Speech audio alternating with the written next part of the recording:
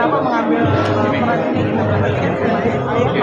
Sebenarnya kalau horor kan hanya tapi yang saya salah satu pertimbangan yang bikin saya tertarik bergabung di Bayang-Bayang Anak ini adalah faktor yang begitu.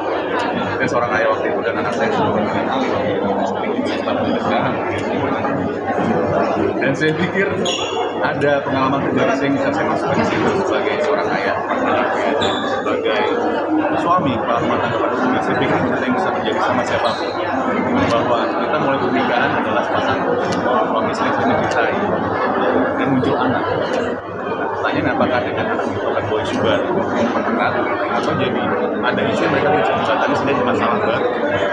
Nah kemudian ternyata kita itu tampilkan di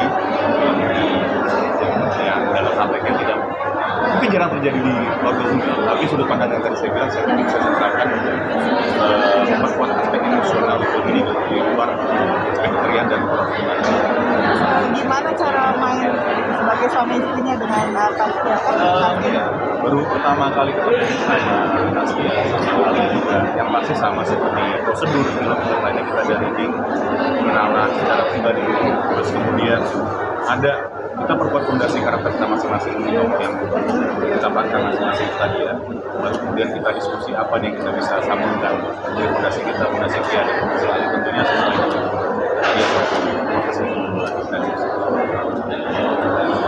Tadi saya dengar karena syutingnya di Banyuwangi.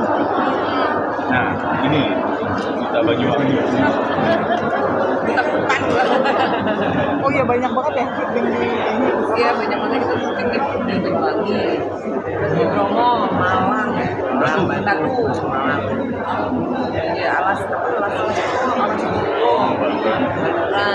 banyak banget lokasi. Tapi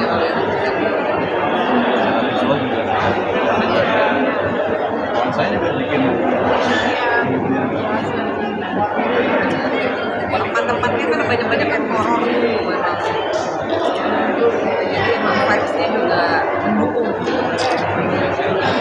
Dengan banyak syuting di tempat itu apakah juga jadi alasan kalian akhirnya ambil film ini? Enggak sih, lebih ke cerita aja karena ceritanya menarik, lokasinya di mana lah.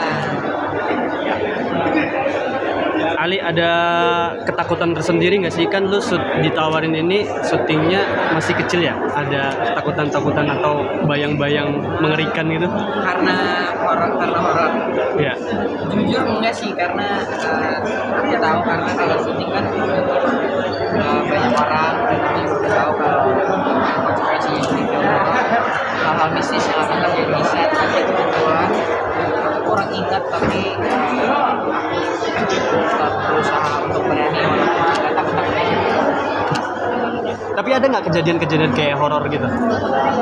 Pastinya ada, tapi aku bayang-bayang sih ingatnya. Pokoknya yang aku ingat itu waktu di Bromo ada ini kan apa, karena kalau di Bromo ada yang nyewa kuda. Sebenarnya ini bukan hal mistis sih, tapi cuman kayak kejadian di set yang aku ingat sampai sekarang.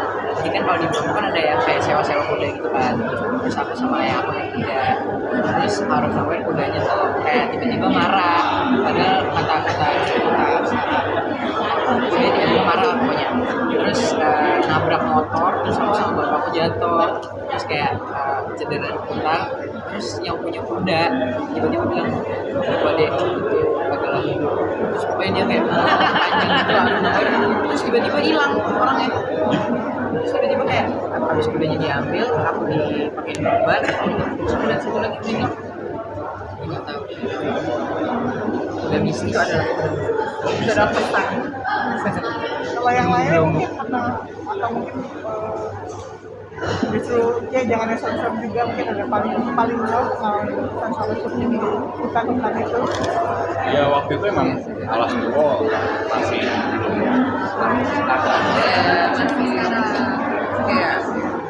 masih ya masih belum Belum ramai. paham. Tapi dulu kita nemu pantai. Ada. Ya. Tapi memang tempat itu sih saya akuin ini sebuah apresiasi sih, tempat memang bagus, punya energi yang luar biasa, ada. Iya. Jadi saya pikir ketika kita syuting traveling ke Cimba, saya pikir dari kemampuan anak muda ini masih kuat kan saatnya. Dan saya kita memanfaatkan data kita menghargai tempat dengan energi yang kuat itu untuk memperkuat cerita yang kita menampilkan. Jadi ketika soal pada tempat itu dan mudah-mudahan hasilnya bisa terasa juga energinya bersinergi dengan peran dan Biasanya kalau mau masuk ke produksi film gitu biasanya ada persiapan apa gitu, mungkin cari doa atau apa atau Iya, pasti ya. menawa itu aja ya, karena saya pikir dimanapun kita bekerja dan berada, kembali niat, kembali komunikasikan, mengingat kita apa, berdoa minta perlindungan yang kuasa, dan selebihnya insya Allah kalau kita mulai dengan niat baik hasilnya baik.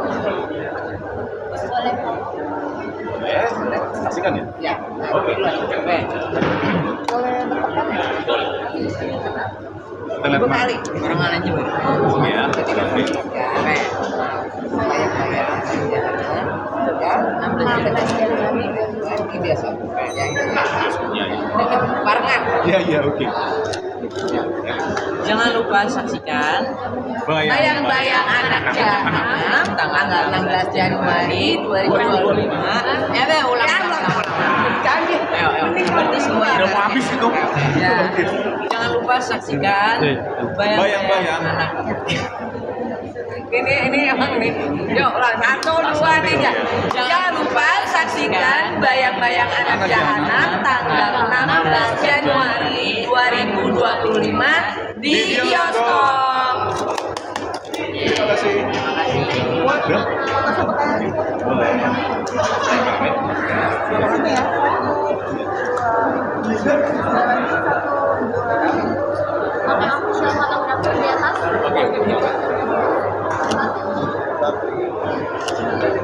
Tahan sekali lagi 1, 2, 4. Jujur dia.